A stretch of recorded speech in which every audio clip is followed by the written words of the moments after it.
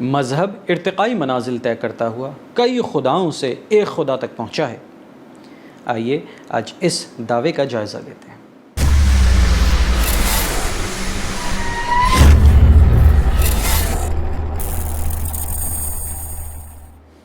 الحمد للہ وحدہ والصلاة والسلام علی من لا نبی بعدہ۔ السلام علیکم ورحمۃ اللہ۔ نظریہ ارتقاء یعنی کہ تھیوری آف ایولیوشن سے متاثر ہو کر کئی مغربی مفکرین اور محققین نے مذہب کا بھی ارتقائی نظریہ پیش کیا۔ ہم اس وقت نظریہ ارتقاء یعنی کہ تھیوری آف ایولیوشن پہ گفتگو نہیں کر رہے، انشاءاللہ اس ٹاپک کے اوپر ہم کسی اور موقع پر کلام کریں گے۔ بتانا یہ مقصود ہے کہ انٹالوجی اور سوشیالوجی کے ماہرین نے، محققین نے اور مفکرین نے ایک خاص زاویے سے، ایک خاص ڈائریکشن میں مذہب کا مطالعہ کیا، اور انہوں نے اپنی تحقیق کا نچوڑ یہ کہہ کر بیان کیا کہ مذہب یہ مختلف خداؤں سے ہوتا ہوا ایک خدا تک پہنچا، یعنی کہ مذہب میں بھی انہوں نے ارتقائی نظریے کو داخل کیا۔ اس سے پہلے کہ ہم اس دعوے کا جواب دیں، آپ کے سامنے کچھ مثالیں رکھنا چاہتے ہیں تاکہ یہ پورا مقدمہ بہتر انداز میں سمجھ میں آ سکے۔ مثال کے طور پہ ایک 3 ڈائمینشنل آبجیکٹ آپ کے سامنے موجود ہو۔ اس 3 ڈائمینشنل آبجیکٹ کو ایک صاحب ایک خاص زاویے سے دیکھیں تو وہ انہیں سرکولر نظر آئے، دوسرے خاص زاویے سے جب اسے دیکھا جائے تو وہ اسکوائر کی شیپ میں نظر آئے، اور آپ ان دونوں اشخاص سے یہ بات کہیں کہ اسے دوسرے زاویوں سے بھی دیکھو حقیقت تک پہنچنے سے پہلے، تو وہ یہ کہیں کہ ہم تو صرف اپنے زاویے سے دیکھیں گے اور اسی سے نتیجے پر پہنچیں گے۔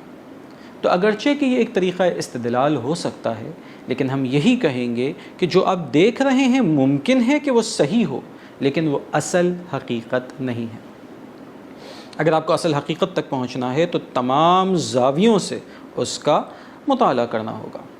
ان محققین نے، ان مفکرین نے خاص زاویے سے مذہب کا مطالعہ کیا ہے، لہٰذا وہ حقیقت تک نہیں پہنچ پا رہے۔ اسے ایک ہم دوسری مثال سے مزید واضح کرتے ہیں۔ ہندوستان کے اندر مسلمانوں کی بہت ساری یادگاریں ہیں، یعنی کہ مسلمانوں نے وہاں پر بہت سارے تعمیراتی کام کیے ہیں۔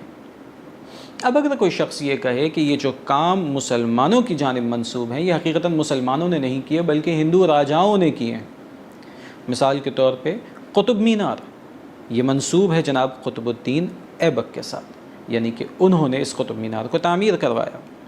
لیکن اگر کوئی یہ کہے کہ اسے ایک ہندو راجا نے 2300 سال پہلے تعمیر کیا تھا اور اس کی وجہ یہ بیان کرے کہ اس قطب مینار کے اندر جو پتھر لگائے گئے ہیں وہ ایک خاص انداز میں تراشے گئے ہیں، اور اس قسم کے پتھر یہ جناب قطب الدین ایبک کے دور میں نہیں تراشے جاتے تھے، لہٰذا ثابت ہوا کہ قطب مینار قطب الدین ایبک نے نہیں بنایا بلکہ اسے ایک ہندو راجا نے بنایا۔ یہ ایک طریقہ استدلال ہو سکتا ہے، لیکن حقیقت تک پہنچنے کے لیے یہ کافی نہیں ہے۔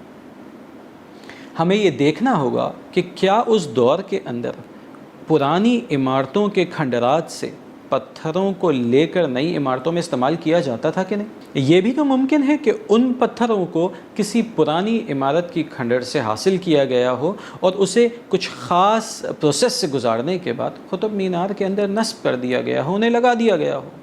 لہٰذا ہمیں دیکھنا پڑے گا کہ کیا اس دور کے اندر پرانی عمارتوں سے اس طریقے سے پتھر حاصل کیے جاتے تھے اور نئی عمارتوں کی تعمیر میں استعمال کیے جاتے تھے۔ تو اس کی کچھ مثالیں ہمیں تاریخ میں مل جاتی ہیں۔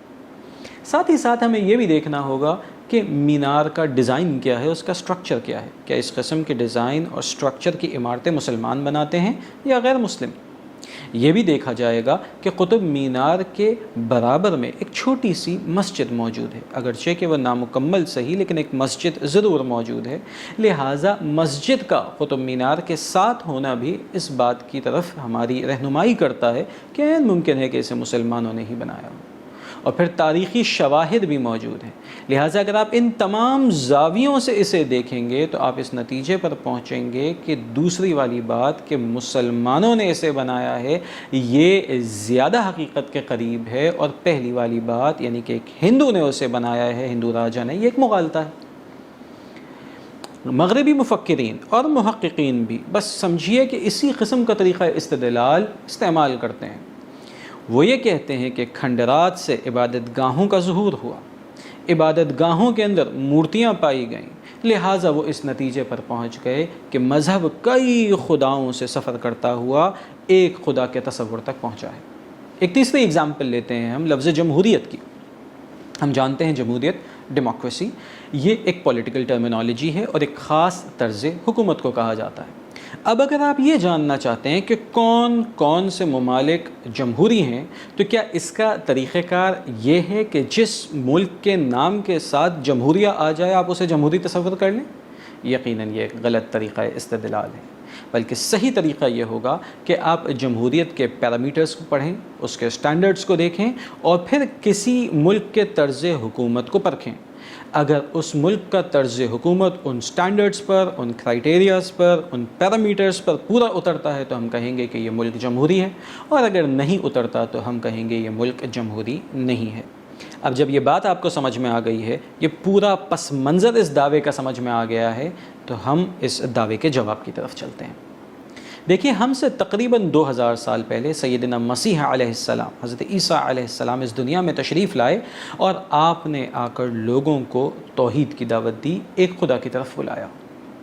حضرت عیسیٰ علیہ السلام سے تقریباً 2500 سال پہلے جناب خلیل اللہ حضرت ابراہیم علیہ السلام اس دنیا میں تشریف لائے اور آپ نے لوگوں کو توحید کی دعوت دی۔